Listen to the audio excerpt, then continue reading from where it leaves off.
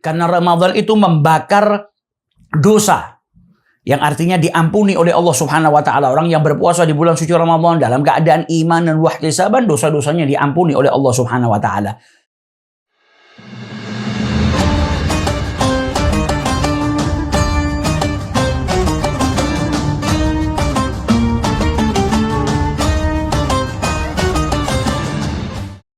Bismillahirrahmanirrahim. Assalamualaikum warahmatullahi wabarakatuh. Alhamdulillahi rabbil alamin. Subhanaka la ilma lana illa ma 'allamtana innaka antal alimul hakim. Rabbi shrah li sadri wa yassir li amri wahlul 'uqdatam min lisani yafqahu qawli.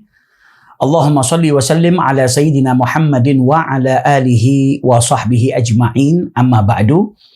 Alhamdulillah, pada kesempatan kali ini kita akan melanjutkan kajian kita tentang saum Ramadan atau berpuasa di bulan suci Ramadan, yang insya Allah pada kesempatan kali ini kita akan sedikit membahas tentang fikih puasa, yaitu syarat wajibnya berpuasa dan juga syarat sahnya berpuasa.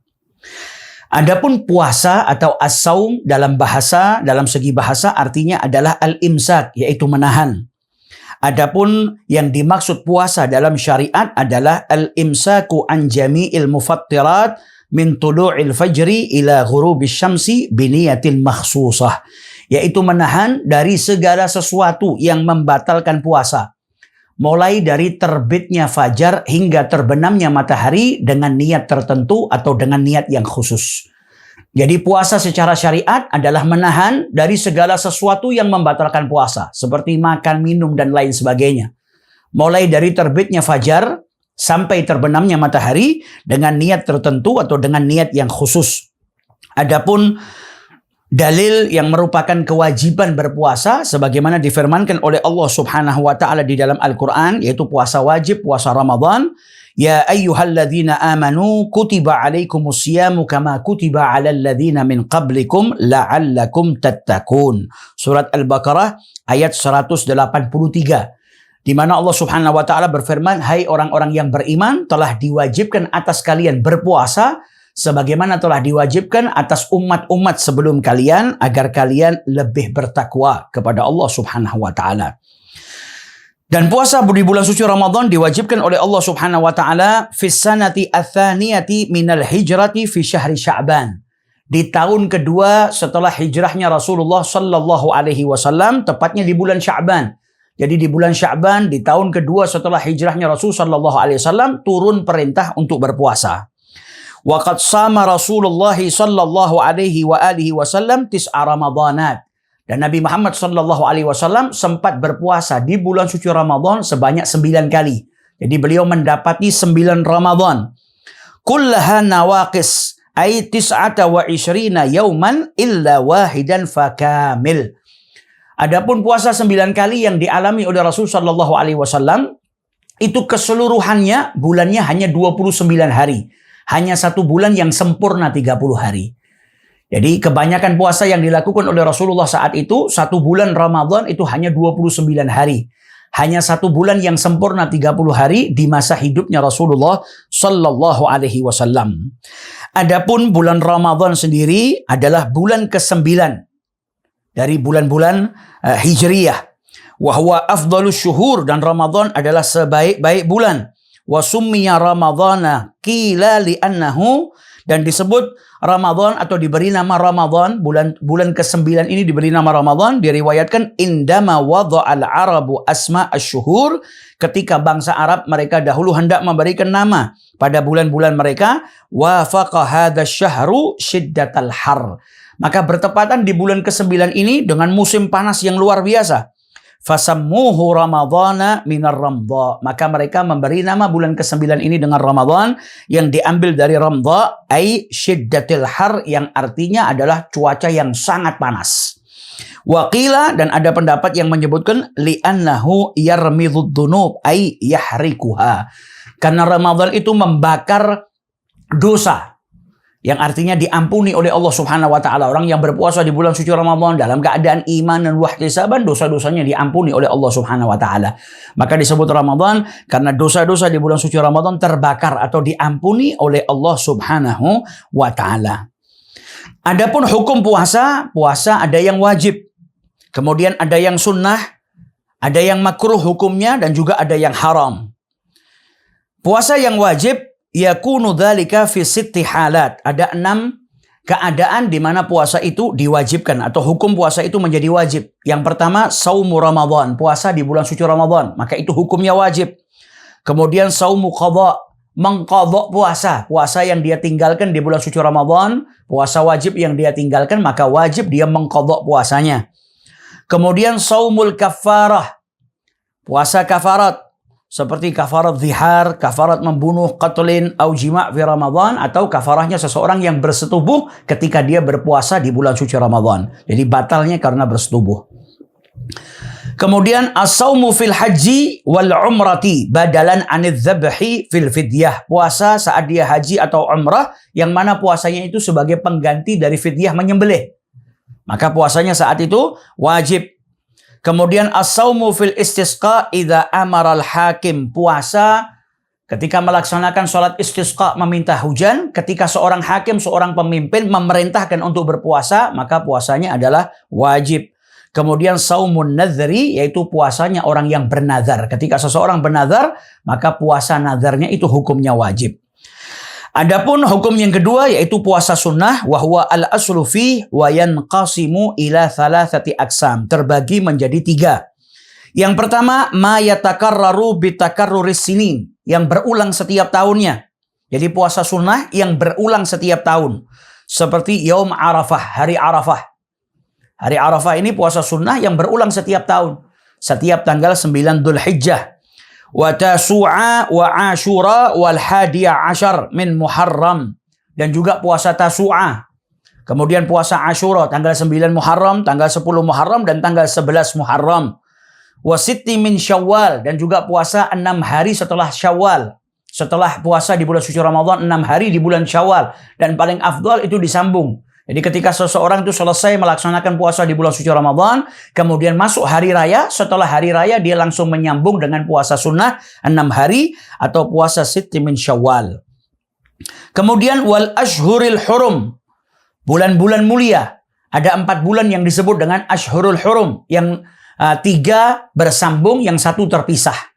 Yaitu bulan Dzulqa'dah, bulan Dzulhijjah, dan juga bulan Muharram. Dan yang 1 adalah bulan Rajab. Nah, puasa di bulan-bulan hurum ini disunnahkan. Dan itu berulang setiap tahun.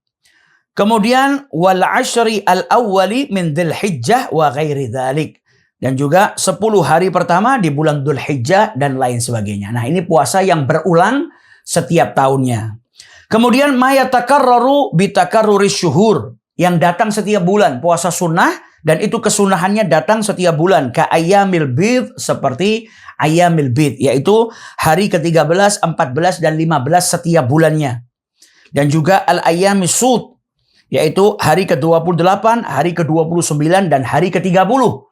Dan andai saja bulannya hanya 29 hari, maka yang ke-30 itu diganti dengan awal bulan. Nah, ini puasa sunnah yang datang setiap bulan. Kemudian ma yatakarraru bitakarrurin al-asabi', yang datang setiap minggu. Puasa sunnah yang datangnya setiap minggu, kal itsnaini wal khamis, seperti puasa di hari Senin dan juga puasa di hari Kamis. Wa afdalu siyamin nafli, dan adapun puasa sunnah yang paling afdal adalah saumu yaumin wa iftaru yaumin, puasa 1 hari dan 1 hari tidak puasa, kemudian puasa 1 hari dan kemudian hari berikutnya tidak puasa. Wa huwa saumu sayyidina Dawud alaihi salam, atau yang lebih dikenal dengan puasanya Nabi Allah Dawud alaihi salatu wassalam. Adapun puasa yang hukumnya makruh adalah ifradi yaumil jum'ati awis sabti awil ahadi, yaitu puasa 1 hari di hari Jumat saja, atau di hari Sabtu saja, atau di hari Ahad saja. Fal jum'ah idul muslimin, hari Jumat itu adalah hari rayanya umat Islam, hari Sabtu adalah hari rayanya orang Yahudi, dan hari Ahad adalah hari rayanya orang Nasrani. Maka 1 hari saja berpuasa di hari tersebut, maka hukumnya makruh. Adapun jikalau disambung atau berpuasa 2 hari, Jumat dan Sabtu, atau Sabtu dan Ahad, atau ketiga-tiganya dia puasa, maka tidak makruh. Yang dimakruhkan hanya berpuasa 1 hari di hari tersebut. Kemudian juga puasa sepanjang tahun, setiap hari berpuasa, kecuali hari-hari yang diharamkan oleh Allah Subhanahu wa Ta'ala, itu dimakruhkan bagi seseorang yang mengkhawatirkan dirinya akan tertimpa dharar, atau dia bisa sakit, ada sesuatu yang membahayakan dirinya. Adapun kalau dia tidak ada dharar yang menimpa dirinya dan semua kewajibannya bisa dilakukan, hak-haknya bisa dipatuhi atau dikerjakan semuanya, begitu juga dengan tanggung-jawabnya, maka tidak dimakruhkan dia berpuasa ad-dahr.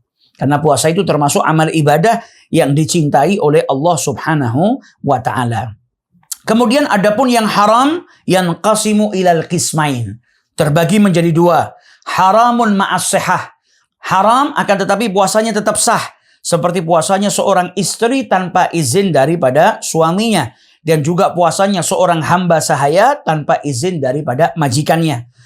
Kemudian yang kedua, haramun ma'adamis sihah. Haram dan tidak sah puasanya. Puasanya haram dan puasanya tidak sah. Itu ada 5 gambaran di sini. Fi khamsi suwar. Yang pertama adalah saumu yaumi idil fitri wa huwa awalu yaumin min syahri syawal, yaitu puasa seseorang di hari raya idul fitri. Maka itu hukumnya haram dan tidak sah. Yaitu puasa pada tanggal 1 Syawal. Kemudian puasa Idul Adha. Seseorang yang berpuasa di hari raya Idul Adha, hari ke-10 di bulan Dhul Hijjah, maka haram hukumnya dan tidak sah puasanya.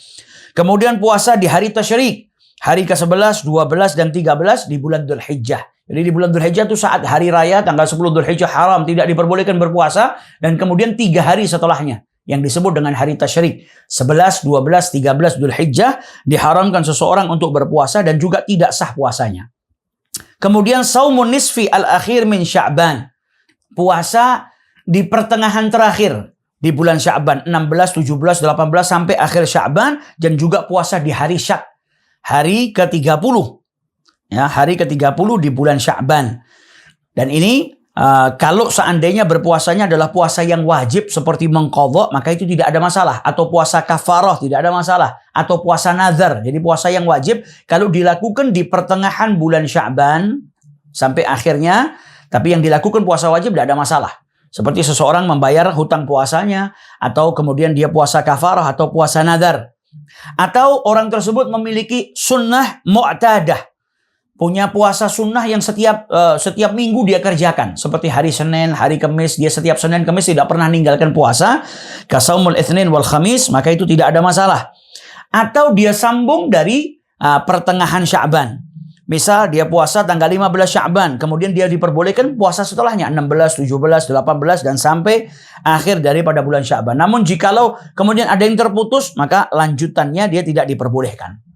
Jadi kalau puasanya bukan selain ini, dilarang seseorang itu berpuasa di pertengahan terakhir daripada bulan Sya'ban. Kalau dia sambung misalnya bi ansama yauma 15, puasa di tanggal 15 Sya'ban, fayajuzu lahu an yasuma al-yaum alladhi ba'dahu yauma 16. Maka dia diperbolehkan untuk berpuasa di hari selanjutnya, yaitu hari ke-16. Kalau hari 16 dia berpuasa, maka diperbolehkan dia untuk berpuasa di hari ke-17. Wa hakadha ila akhir syahri, dan begitu seterusnya sampai akhir bulan. Fa idza aftara yauman wahidan haruma alaihi saumu baqiyati syahr. Kalau sampai ada yang terputus, jadi 15 dia puasa, kemudian 16 dia puasa, 17 dia berpuasa, kemudian 18-nya dia tidak berpuasa, maka sisanya dia tidak diperbolehkan untuk berpuasa. Kecuali puasanya seperti puasa wajib, dia mengqadha puasanya, atau puasa kafarah, puasa nazar, atau dia punya kebiasaan berpuasa di hari Senin dan Kamis, maka itu diperbolehkan. Jadi ini puasa yang hukumnya haram. Yang haram dibagi menjadi 2, haram tapi tetap sah, dan haram dan tidak sah. Sebagaimana yang tadi dijelaskan.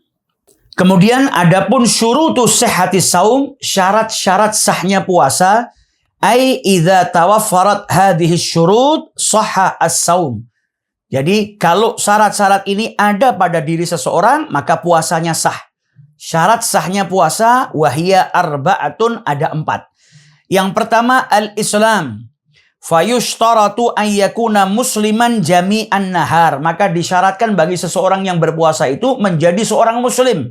Dia dalam keadaan beragama Islam sepanjang hari saat dia berpuasa. Falau irtadda lahdatan wahidatan batala saumuhu. Andai saja, wa'iyadzubillah, ada seseorang yang berpuasa kemudian dia keluar dari ajaran Islam. Dia murtad. Walaupun sebentar, maka batal puasanya. Kemudian syarat yang kedua, al-aglu. Disyaratkan bagi seseorang yang berpuasa agar sah puasanya adalah berakal. Fayushtaratu an yakuna agilan mumayyizan jami'an nahar. Disyaratkan bagi dirinya itu berakal di sepanjang hari ketika dia berpuasa. Falau junna walau lahdatan wahidatan batala saumuhu. Andai saja ketika dia berpuasa kemudian dia tertimpa penyakit, gangguan jiwa, maka di saat dia hilang akalnya, di saat dia sakit gangguan jiwanya, maka batal puasanya walaupun itu dalam waktu yang singkat. Ya, walau lahdatan wahidatan, walaupun dia itu menjadi orang punya sakit gangguan jiwa atau yang disebut dengan orang gila sebentar saja, maka batal puasanya. Kemudian syarat sahnya puasa yang ketiga adalah an-naqa'u minal haidhi wan nifas. Suci daripada haid, menstruasi dan juga nifas, darah yang dikeluarkan setelah melahirkan. Fayushtaratu an takuna al-mar'atu tahiratan jami'an nahar. Maka disyaratkan bagi seorang wanita ketika dia berpuasa itu suci sepanjang harinya saat dia berpuasa. Falau hadat fi akhiri lahdhatin minan nahar batala saumuha. Andai saja sebelum waktu berbuka, walaupun dalam waktu yang singkat sebelum dia berbuka dia kemudian mengeluarkan darah menstruasi, maka batal puasanya. Kemudian syarat yang terakhir, yang keempat, syarat sahnya puasa, al-ilmu bi kaunil waqti gabilan lisaum. Mengetahui bahwa waktu di saat dia berpuasa itu dia diperbolehkan. Jadi hari di mana dia berpuasa itu memang hari yang diperbolehkan dia untuk berpuasa. Ai ayya'lama anna al-yawma alladhi yuridu an yasumahu, dia mengetahui bahwasanya hari di mana dia ingin melakukan puasa, yasihu fihi saum, sah puasanya atau diperbolehkan dia berpuasa, bi an lam yakun minal ayyamil lati, tidak menjadi hari yang dilarang seseorang itu berpuasa seperti Idul Fitri, Idul Adha, hari Tasyrik dan lain sebagainya. Jadi dia tahu hari di mana dia berpuasa itu diperbolehkan. Nah, ini 4 syarat sahnya berpuasa. Kemudian setelah syarat sahnya berpuasa, kita masuk ke bab berikutnya, syurutu wujubis saum. Syarat diwajibkannya seseorang itu berpuasa. Ai idza tawaffarat hadhihi syurut wajabas saum. Yang mana jikalau persyaratan-persyaratan ini ada pada seseorang, maka orang itu diwajibkan untuk berpuasa. Wahya khamsatun. Syarat wajibnya puasa ada 5. Yang pertama al-Islam, yaitu orang Islam. Fala yukhatabu bihi al-kafiru fid dunya. Orang kafir tidak masuk dalam khitab perintahnya Allah Subhanahu wa taala di dunia. Wa ammal murtaddu fayajibu alaihi al-qadha idza raja'a ila al-Islam taghlidhan alaihi. Berbeda dengan orang yang murtad ya, karena sebelumnya dia Islam, kemudian dia keluar daripada agama Islam, dia murtad, maka ketika dia kembali ke agama Islam atau masuk ke dalam ajaran Islam kembali, maka dia diwajibkan untuk mengqadha puasa-puasa yang dia tinggalkan. Jadi syarat wajibnya puasa yang pertama adalah al-Islam. Yang kedua at-taklif, ayyakuna balighan agilan. Jadi seorang tersebut dalam keadaan baligh dan juga dalam keadaan berakal. Tidak wajib bagi seorang anak yang belum baligh atau seorang yang gila hilang akal atau dalam keadaan gangguan jiwa. Jadi syarat wajibnya berpuasa bagi seseorang yang sudah baligh dan juga berakal atau yang disebut dengan taklif. Taklif adalah seseorang yang sudah baligh dan berakal. Wa amma sabiyu fayajibu ala wali amrihi an ya'murahu bisawm li 7 sinin. Wa yadribahu idza tarakahu li 10 sinin in ataqahu. Adapun bagi seorang anak yang belum baligh, maka orang tua diperintahkan untuk memerintahkan anaknya. Di usia 7 tahun perintahkan anak untuk berpuasa. Dan di usia 10 tahun, maka anak dipukul jikalau meninggalkan puasa dengan syarat anak tersebut sudah mampu mengerjakannya. Sebagaimana sholat. 7 tahun perintahkan anak untuk melaksanakan sholat. 10 tahun jikalau meninggalkan sholat, maka dipukul. Tentunya mukul di sini untuk ta'dib, bukan pukulan yang melukai. Begitu juga dengan berpuasa. Kemudian syarat wajibnya berpuasa al-itaqah, ay al-qudratu alaihi, yaitu mampu. Wal itaqah takunu hissan wa syar'an, dan mampu di sini termasuk di dalamnya hissan dan juga syar'an. Hissan fala yajibu ala syaikhi al-harim. Maka tidak diwajibkan bagi seseorang yang sudah tua renta, tidak mampu melaksanakan puasa. wal marid alladzi la yurja bir'uhu, dan juga kepada seseorang yang sedang sakit yang menurut medis tidak diharapkan kesembuhannya. Jadi penyakitnya sudah parah, tidak diharapkan kesembuhannya, atau menurut ilmu medis sudah tidak ada kesempatan lagi dia untuk sembuh. Jadi penyakitnya sudah parah. Maka itu hissan. Jadi kemampuan di sini mampu secara hissan dan mampu secara syariat. Syara'an fala yajibu 'alal haidhi wan nufasa. Secara syara'an maka tidak wajib bagi seorang wanita yang sedang haid dan juga sedang nifas. Jadi mampu di sini mampu secara hissan dan secara syara'an. Tidak wajib bagi seorang yang sudah tua renta yang tidak mampu lagi melaksanakan puasa, atau seseorang yang sakit dan tidak diharapkan kesembuhannya. Jadi secara medis dia sudah sakit dalam keadaan parah. Tidak mungkin lagi secara medis dia untuk sembuh. Dan juga secara syara'an tidak wajib bagi wanita yang sedang mengalami haid, atau wanita haid, atau wanita yang sedang haid menstruasi, dan juga wanita yang sedang nifas. Nah, wanita yang sedang haid, sedang nifas, jangan bersedih ketika dalam keadaan atau di bulan suci Ramadan dia sedang menstruasi, dia sedang nifas, kemudian dia tidak bisa melaksanakan puasa karena saat itu dia dilarang, maka hendaknya dia tidak bersedih. Karena ketika dia tidak berpuasa, pada hakikatnya dia sedang taat kepada Allah. Karena diharamkan seorang wanita yang haid dan nifas, dia dilarang oleh Allah, diharamkan oleh Allah untuk berpuasa. Ketika dia tidak berpuasa, berarti pada dasarnya dia sedang taat kepada perintahnya Allah Subhanahu wa taala. Dan dia bisa isi hari-harinya di bulan suci Ramadan dengan ibadah-ibadah yang lain seperti berzikir dan lain sebagainya, bersedekah, memberikan makan orang yang berpuasa. Dia masih bisa terus berbuat baik di bulan suci Ramadan walaupun saat itu dia tidak bisa melaksanakan berpuasa. Kemudian syarat wajib berpuasa yang keempat adalah as-sihhah. Fala yajibu 'alal marid, yaitu dia dalam keadaan sehat. Tidak diwajibkan bagi seseorang yang sedang sakit. Dan sakit di sini ada batasannya, nggak sembarang sakit kemudian seseorang itu boleh meninggalkan berpuasa. Akan tetapi sakit di sini ada yang diperbolehkan seseorang itu tidak berpuasa, huwallazi yukhafu minhu al-halak. Sakit yang mana kalau dia berpuasa ditakutkan dia malah celaka, malah binasa. Au ta'akhuru asy-syifa. Atau dengan berpuasa maka proses sembuhnya itu semakin jauh. Jadi harusnya dia bisa sembuh 1-2 hari, karena kalau puasa malah penyakitnya tambah parah, akhirnya sembuhnya agak lama. Au ziyadatul marad, atau sakit kalau dia berpuasa maka bertambah parah sakitnya. Wa dzalika ma yusamma mahdzurat tayammum, ini yang disebut dengan mahdzur tayammum. Jadi jikalau sakitnya seperti ini maka tidak wajib bagi dirinya untuk berpuasa. Namun seseorang yang dalam keadaan sakit maka nanti dia dituntut untuk mengqadha puasanya. Kemudian al-iqamah, yaitu dalam keadaan mukim. Syarat wajibnya berpuasa, dia adalah seseorang yang mukim. Fala yajibu 'alal musafiri alladhi yusafiru safaran tawilan. Maka tidak wajib bagi seorang musafir yang melakukan perjalanan yang jauh, safar at-tawil, kurang lebih 82 km, dan safarnya dalam keadaan mubah. Bepergiannya bukan untuk bermaksiat, tapi bepergiannya dengan alasan yang diperbolehkan oleh syariat. Wa yustaratu, dan dipersyaratkan li jawazil fitri fis safar, diperbolehkan seseorang itu dia tidak berpuasa ketika menjadi seorang musafir atau sedang melakukan perjalanan, ayyusafira qabla tulu'il fajri, dia berangkat atau melakukan perjalanannya sebelum terbitnya fajar. Jadi perjalanannya dilakukan sebelum terbitnya fajar, sebelum dia mendapatkan perintah untuk berpuasa atau diwajibkan dirinya untuk berpuasa. Dia sudah dalam keadaan musafir. Wal afdalu as-saumu lil musafiri in lam yashqa alaih. Dan lebih afdalnya seorang musafir kalau dia tidak berat untuk melaksanakan puasa, maka afdalnya dia tetap berpuasa.